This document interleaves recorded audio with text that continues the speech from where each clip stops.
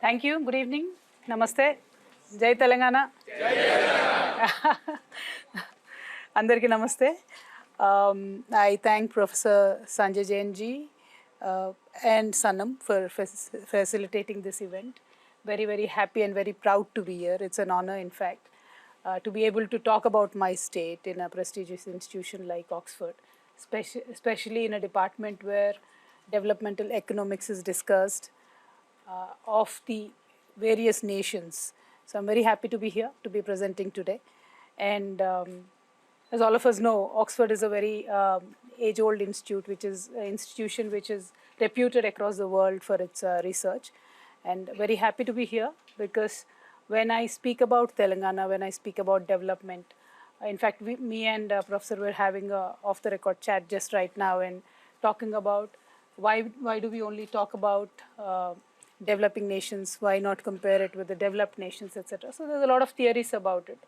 But practically what I have seen in Telangana, I think bears a lot of weight, and that can be discussed, the model can be discussed across the nation. That is the hope and aspiration that I came here with.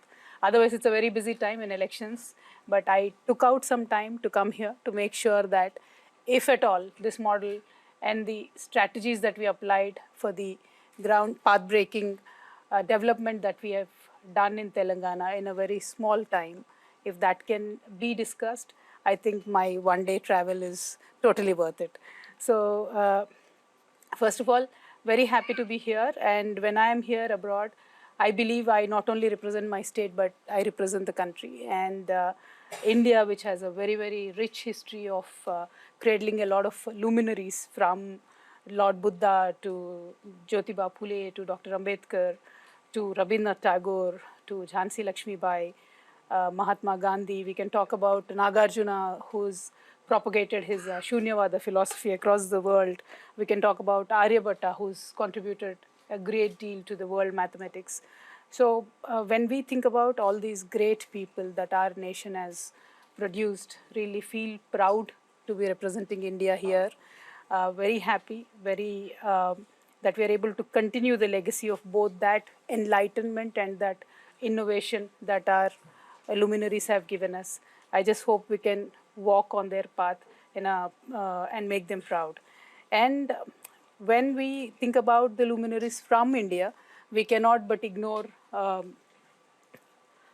Chanakya. His policies, his theory is known as Chanakya Niti, who spoke of governance for the welfare of the people and society. Sometimes it's used in a negative connotation, but when taken in a right sense, it speaks about the welfare of the people and society, and especially his Ardhashastra that provides timeless insights into the responsibilities of a statesman, a guidepost, I think, that echoes in the visionary leadership of our Telangana Chief Minister, K. Chandrasekhar Rao also. We call him KCR very fondly. So here on, I'll refer to him as KCR. And today I'm sincerely both humbled and also honored to stand before you at the prestigious University of Oxford to share the journey of my homeland, Telangana, and how collectively the vision of our people of Telangana, under the leadership of KCR, has set a model for a most integrated, inclusive, and equitable development. I mean, many people dream about equitable development. We saw it happening, and that's a proud moment for me. I will try and attempt to talk about how Telangana was formed, and then talk about what were the issues that were the most important challenges and how we went on to address it. Well, Telangana is a long-fought journey. Although the state was formed in 2014 in June 2nd, it was a 5-decade-long fight. We were a separate state called Hyderabad State. We existed as a separate state even after Indian independence until 1956. And we were a prosperous state. We were doing good. But then in 1956, a conditional and a forcible merger happened with our neighboring Andhra Pradesh. Then, of course, since then, somehow the merger was never happy, made anybody happy. We were constantly struggling. We were constantly raking up the demand of a separate statehood. That kind of led to a very inequitable development. We've always had this grouse that we did not get our share, and we constantly started raising the issue. But then, of course, in 2001, Honorable KCR had given a proposal to the people of Telangana that why don't we fight in a very peaceful but a political battle to make sure the statehood is achieved. People have blessed him, people have stood with him, and we fought under his leadership from 2001. And of course, the central government at that point of time, or the party was aspiring to be coming back to power at that point of time, they promised to support this demand for the first time. So in 2004, it was for the first time ever that central government acknowledged that the demand for Telangana state exists, and they agreed and they put it in the common minimum program. But then, of course, after the elections, they chose to disregard the demand. They reneged back on their word, and they shattered the hopes of people of Telangana. So KCR had to come out, then go on to the fast until death in 2009. Then the announcement of Telangana had happened. Well, the separate statehood movement was full of flip-flops. From 2009 until 14 also, we were constantly seeing this turmoil happening. But finally, in 2014, June 2nd, the state was formed. So this is exactly 9.5 years back. And when we look back in 9.5 years, how was Telangana? Because I was just interacting with people here, and she was very happy. Sorry, I don't know your name. Sahishnavi was very happy that she visited Hyderabad and she's seen unprecedented growth. But in 2014, that was not the story. In 2014, the story was out of 10 districts of the state, 9 were declared backward by the central government. 2 districts, Khammam and Mehboob Nagar, were categorized as the most hungry in the country. And the agriculture and allied sector, which supported around 46% of the population of the state, it was under severe distress, and the farmer suicides were number 2 in the country. It was very unfortunate, but that was the state of affairs. And we were a severely power distressed state. The shortage of power was around 2,700 megawatts, which ultimately led to a power cut of about 4 to 8 hours across the state. And that resulted in industries being shut at least for 2 days in a week, so they could operate in shifts. And neither we had adequate surface water for irrigation, nor did we have enough water for the drinking water. Also, of course, when your whole 9 districts are backward, revenue of the state was in shambles. So that was the situation in 2014, and that was the situation in which we inherited the state. But then what did we do? How did we change that situation from being a power deficit state, from being a state which had no drinking water, from being a state which had no irrigation water, now to a power surplus state, now to a state where we are number 2 in paddy production? How did that transformation happen? And that is the story I'm here to share with all of you.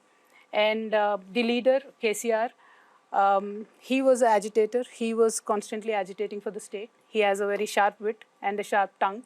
So he never spared anybody during the agitation. So people did have this fear that what will happen once the Telangana state is formed? How will the rest of the Hyderabad, rest of the people will be taken care of? But what I have seen for any society to transform, the prerequisite is that the leader of that state should understand how to convert his negativities into positivities. And I've seen that change happening in my own leader. Overnight, from an agitator, he became an administrator. He made a statement saying, everybody is equal to me. He stopped using sharp words. He worked in silence. He worked with strategy, which he was always known for. And he worked with commitment and dedication. I think that is a prerequisite that undertook this paradigm shift. And of course, I am very well aware that I am standing in the Department of Economics, so I can't be giving flowery speeches. I should throw in some hard numbers at you. So I will do that too. But I'll have to tell you that from 2014, the careful balance of government spending, both in investing in infrastructure and also welfare, I think that took the state to the next level. So when we talk about the growth of Telangana in the last 9.5 years, the average of Indian GDP, when you look at all the 9 years, is 118.2% in the last 10 years, from 2014-15 to 2022-23. Whereas the Telangana's average is 155.7%. That's the increase of GSDP. So we always grew over the national average in the last 10%. So our contribution of Telangana state to the central's GDP grew from 4.1% in 2014 to 4.9% now in 22-23. But then the population was constant, it's 2.9 since 2014 till date. So that being constant, this contribution to GDP is the actual wealth or the contribution of my state to the country. Well, other than that, of course, economists take seriously the per capita income of any nation or state. So in 2014-15, we were at 1,12,162.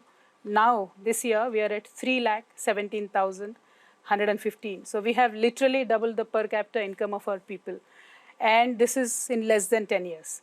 But then see, per capita income also at times can be deceiving because growth could be stagnated in few people's hands and not everybody probably gets a benefit of the growth. So there is a concept called as Gini coefficient. The lower it is, the better it is for the people. The lower it is, that means everybody gets enough share of the income. I'm very proud to tell you that my state, Telangana, ranks #1 amongst all states in terms of equitable income distribution. And our Gini coefficient is 0.10, which is literally on par with the Nordic nations or even better than most of them. So this is the thing that makes us all happy. The poorest of the poor is getting the benefit. Everybody is getting the benefit. And how did we achieve this? My personal love and India is an agrarian nation. We have to understand the fact. Any investment that we make has to be in agriculture. It cannot be ignored. That factor is taken very seriously in Telangana. 46% of our population is into agriculture. So we've made very, very serious investments in agriculture. In 2014, when we started, our agriculture growth was minus. It was minus 0.7%. And now, when you look at 2023, it is 37% in positive. So we have grown leaps and bounds in agriculture. And agriculture allied sectors, it could be dairy, fisheries, meat, poultry, etc. That we have grown by 13.3%. That was also negative, but we've grown now. And the best part is even during COVID, we've kept on growing at 15.7%. And this is primarily because government intervened and procured every last grain of the crop or the yield that the farmers got. So they didn't have to go around trying to sell it, but the government purchased it, and that is how the farmers got the money.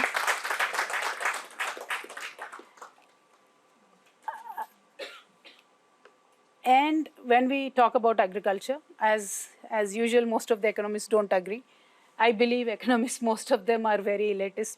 When somebody wants to give an incentive to a person who is investing 2,000 crores in a company, that is fine. But when a government wants to offer an incentive to a farmer with 2-acre land, that is somehow looked down upon. But in Telangana, we've decided to hold the hand of the farmer from the tilling of the soil to the yield of the crop. So even before they start tilling the land, we give them investment incentives.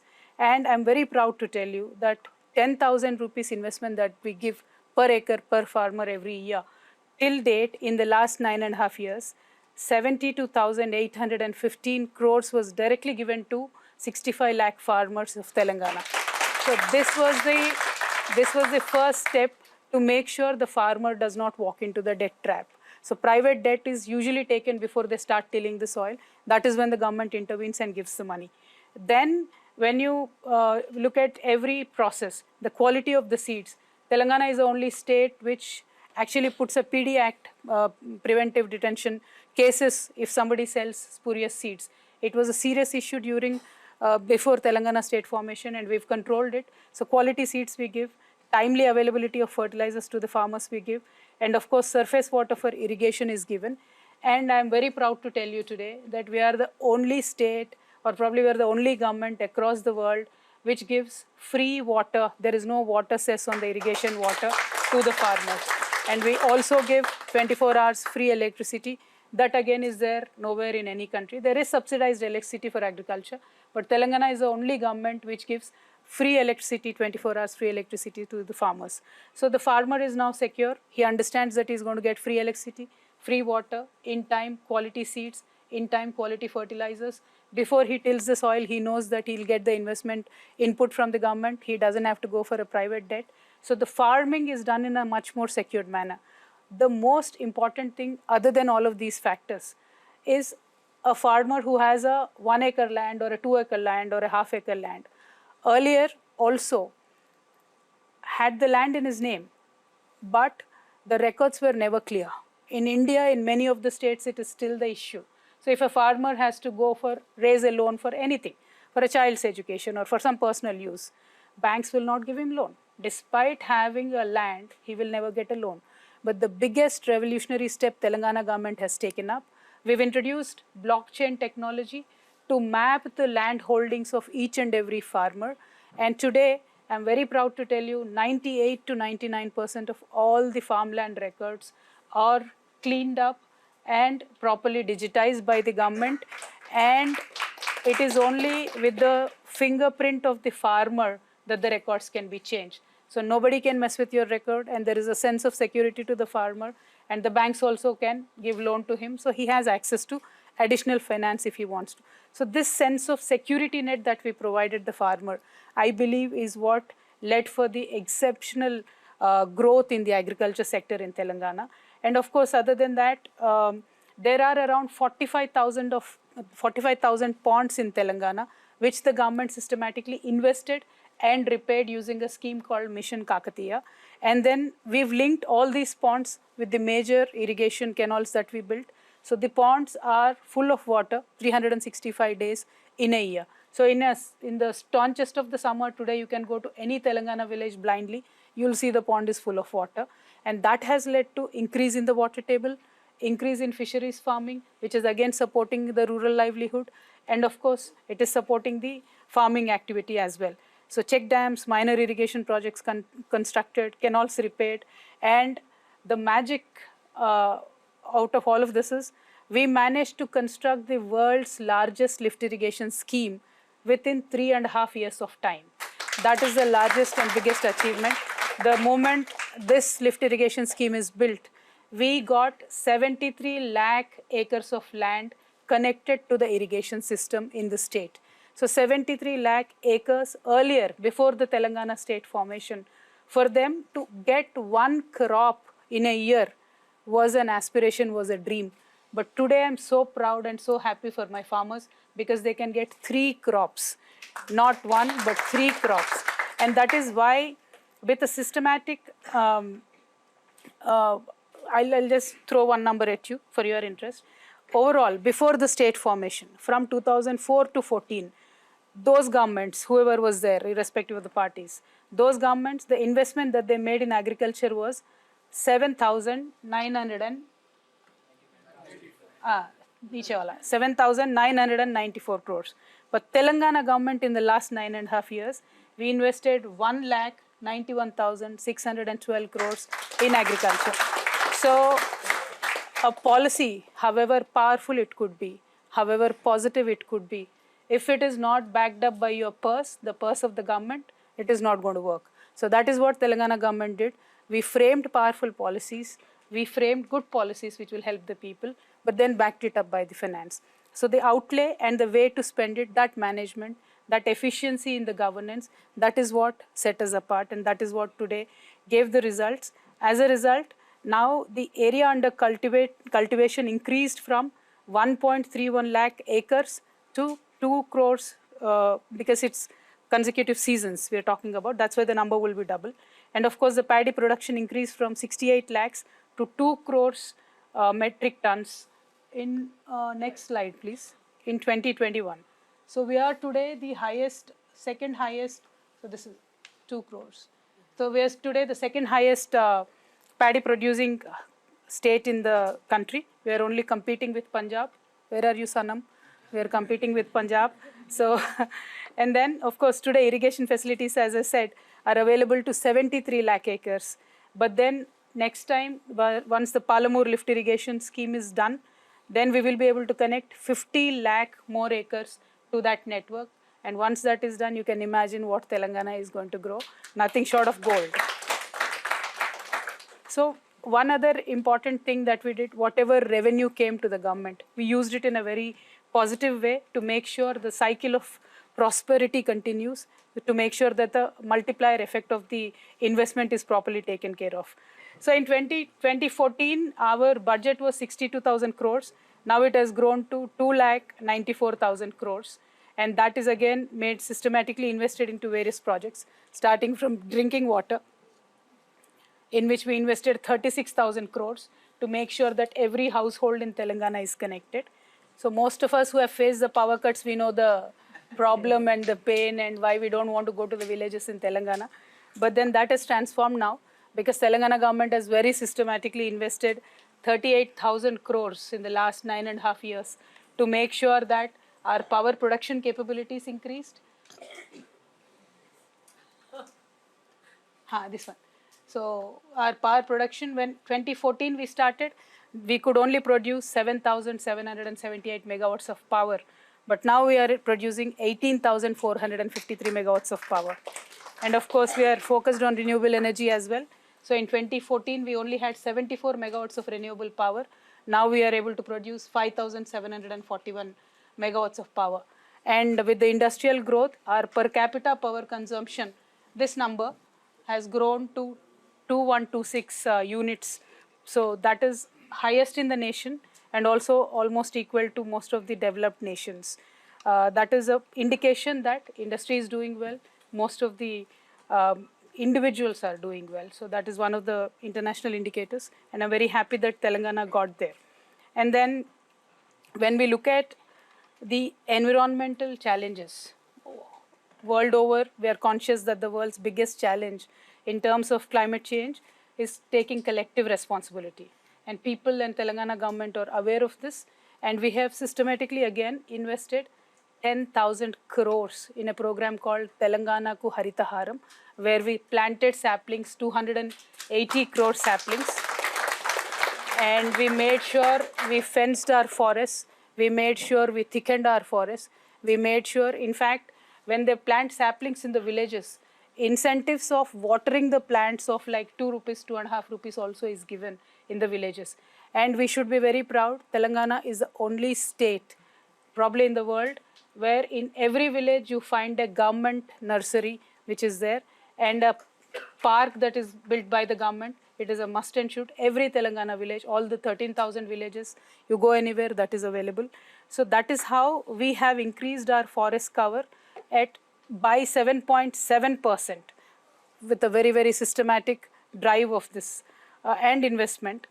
And when I look at problems like California, where they don't have water, I feel, why don't they invest? You know, they can make policies, they can invest.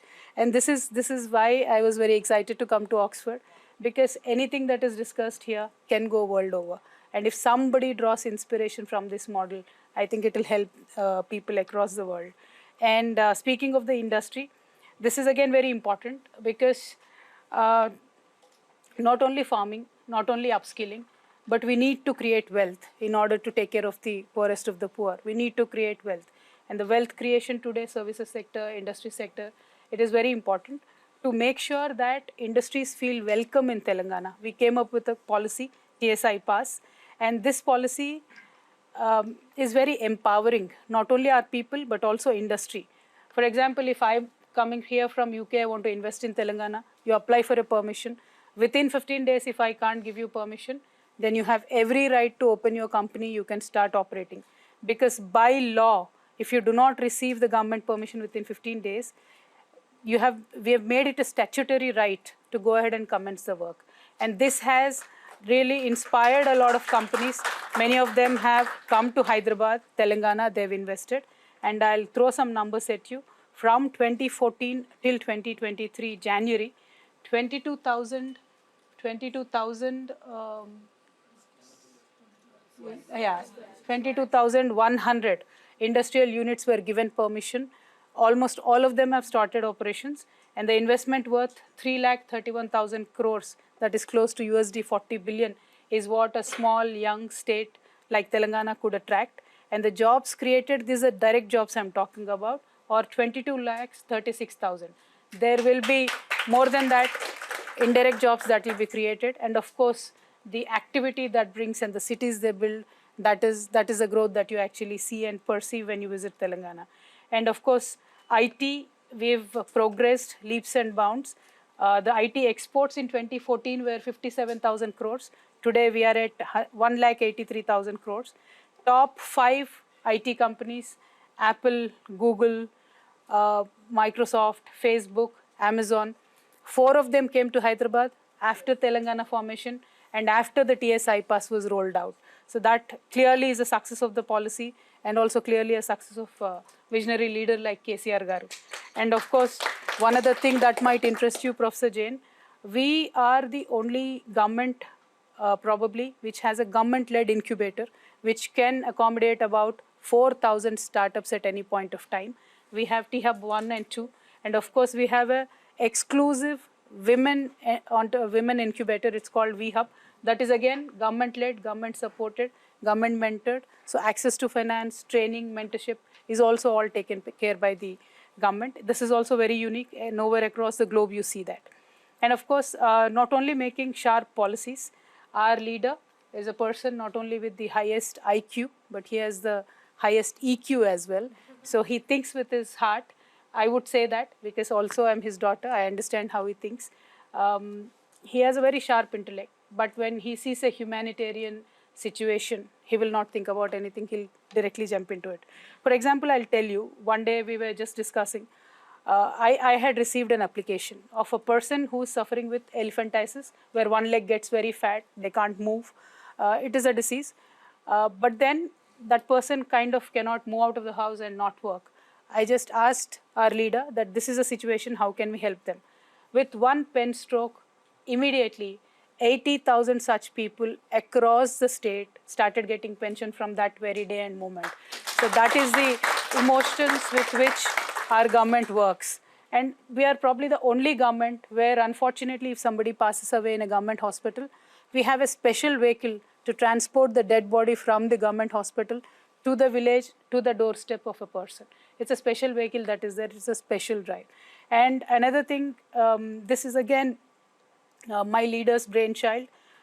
Pregnant women across Telangana, institutional delivery was missing. So to make sure that they come to the government hospitals, to make sure that the delivery happens institutionally, we've designed a program where the healthcare worker literally brings the pregnant women for every checkup in a government ambulance to the hospital, takes them back, drops them at home. I'm sure this does not even happen in UK, where we know and understand, one of the best healthcare systems in the world. But the way we take care of our pregnant women, nowhere else in the world anybody takes care of them. Because my district magistrate, my collector, sits in his office on his dashboard. He knows how many deliveries are happening today in the government hospital. So that is the kind of work that is happening in Telangana. And during COVID, I should make a special mention. So when we knew that COVID was hitting and transport is becoming difficult, so we mapped out all the women who were going to be delivered in 15 days, and then we brought them into the hospitals, put them in safe zones, made sure the delivery happened institutionally, and then sent the mother and the baby home very safely. So these are the kind of disruptive, positively disruptive interventions that this government is taking care of. And I'll just give you one more example, and this again, with one pen stroke, my leader could make it happen. Telangana was a parched state. We did not have enough drinking water. It was a dry region. There was a lot of fluoride issues happening in many districts. So many people suffered with kidney diseases. There are still a lot of dialysis patients in Telangana.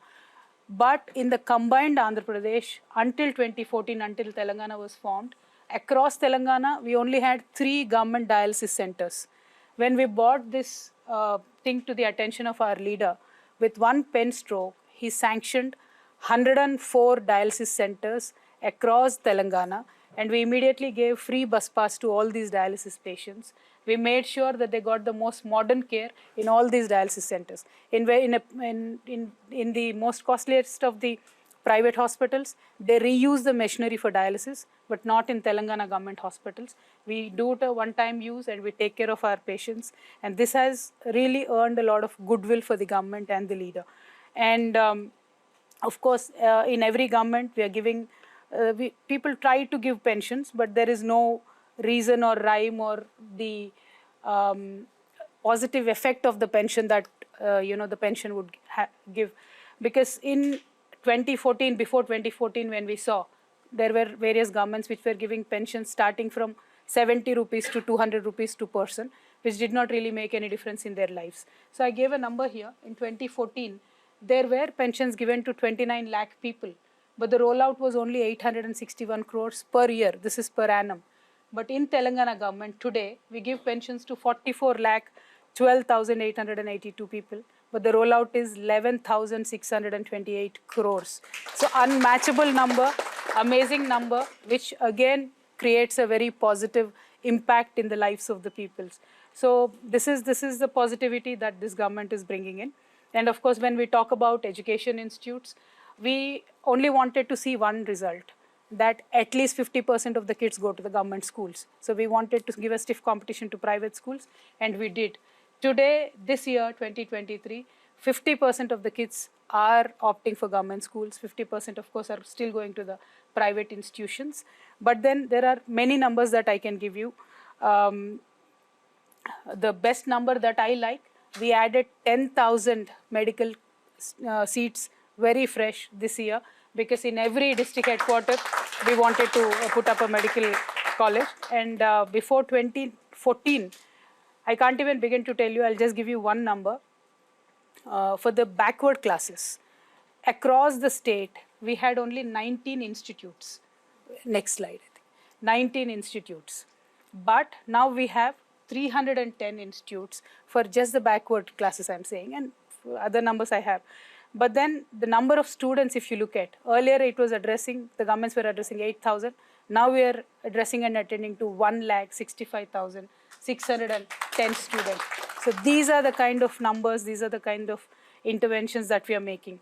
I know there's a lot of data and I can keep going, but then I'll have to summarize because we need to close by 8. What I feel is the vision of KCR and this model transcends, all economic matrices. It just touches a human angle in governance. And I understand in economics, we always talk about the scarcity drives you to make certain choices. We did have scarce resources when we became a state. We were in dire condition. We were in distress. But the choices that we made led us in a very right way.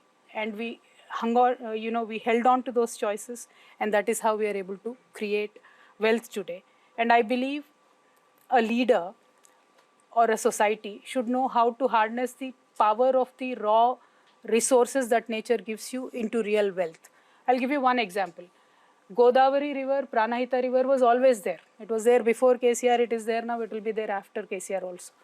But the way KCR could build a world's largest lift irrigation project in 3.5 years and could irrigate 73 lakh acres just within a period of 3.5 years, no other leader thought about, no other government thought about.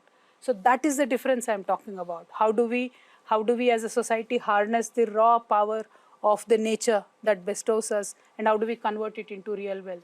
So today, whatever is grown in those 73 lakh acres, that is the wealth of our state. And that is how our GDP is growing. That is how we are growing as a nation. So, well, the Telangana model, when we talk about, the core of this model is to harness the existing resources that we have. And that I believe we've done wonderfully.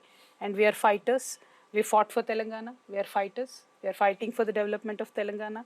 And there is a joke in general about governance. They say if there is a bad government and you give them Sahara Desert, what happens is they'll create a scarcity of sand also. So that is bad governance. But when you want to look at a good governance, you should come to Telangana. I invite you, Professor Ji, please come to Telangana with your entire department. No, seriously look into what we have done. Tell us where we can improve, or tell the world what is working for us. And you can never get a better example than Telangana, because we were under duress and distress. But then how we transformed, the positive interventions that we've made. I only gave you some 4 or 5 examples. That could be agriculture, that could be pensions, but there are many more. We almost have 252 programs that attend to various sections and sectors of the population. So I really do invite you please do come down. And one of my very, very favorite program is Dalit Bandhu program, because it addresses to the most oppressed section of the society. The idea is to uplift any Dalit family out of the poverty line. So there is a direct benefit transfer that is given. And this will be very interesting for you and economic students. Generally, when government give away a loan, even if it is 1 rupee, there are 100 conditions with it. This 1 rupee should be used in this particular way. This 1 rupee should be used, or you should show us how this 1 rupee is going to be paid back to us, etc. But this Dalit Bandhu program, where we give 10 lakh rupees to a Dalit family, we gave them so much freedom. We said, if you want to use this 10 lakh to pay your debt, pay it off. All right, from next day you start afresh. Or you want to divide it into 5 units, use 2 lakhs for this, use 3 lakhs for that, use 3 lakhs for this, you're free to do so. Or 4 people who get Dalit Bandhu, all of you can come together, take 40 lakhs, create a good industry with it, do something else. That freedom was given.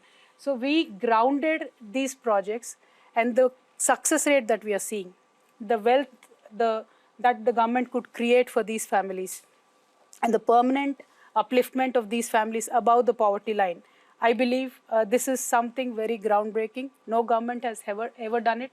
No government ever gave this kind of freedom to utilize the grant that is given to them. And this is only Telangana government that is given. And that I can proudly say is the Telangana model of governance. And ultimately, when we look at what all we have done, we gave our society a confidence to, pick and choose what they can do, what they cannot do, where they want to go. If a person from a humble background wants to go study in UK, we are giving them scholarships. If they want to still continue with the traditional livelihood, we give them help from the government. We help them upskilling. Today, I'm very proud to tell you that kids who have gone to do their IIM, IIT, they're coming back and training with us, because our government gives a entrepreneurship program, mentorship and finance to them. So they're coming back after IIT, IIM to the Telangana government, training, and we've trained more than 2,500 people like that, and we've created entrepreneurs. So there are many, many schemes. I can go on and on. I have a huge list. But end of the day, under a decade of self-rule and under the able leadership of a world-class intellectual, Telangana is still, recuperating, realigning. We are still rediscovering, because the pain that we have gone through, the suffering that we have gone through, the decades of neglect that we have gone through, the generational loss of opportunity to create wealth, to become a different people and a society that we've lost, we're still recuperating. So we're stabilized in this 10 years, but this is our springboard now. From here, we will again, jump back. We will have to achieve much more. Now I can say we can dare to dream much bigger dreams than this. And under the able leadership of KCR Garu, I believe we will continue to do so. And once again, in the growth, in the development of any state is the development of the nation. India is also growing. India will become much bigger. And with leaders like KCR, with models like Telangana, where that can be applied universally to the nation, to the world, I'm sure we will grow as a country, and we will be awesome, amazing. Thank you. Jai Telangana, Jai Bharat. Did I take more than half an hour?